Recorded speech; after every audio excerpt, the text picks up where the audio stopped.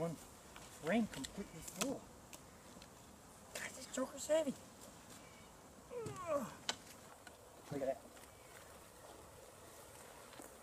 They've been through days ago. Combining a swarm of bees that didn't have a queen with another hive that had a queen, putting the paper between them, allowing the bees to absorb the same smell as the other bees below it, so they'll accept them into their hive, which they've already done.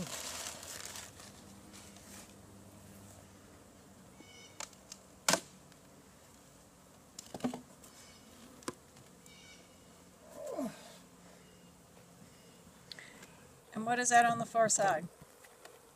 This is a top feeder. It takes up the space of 2 frames. You keep it full of honey. We're going to put, should we put it in this one or this one?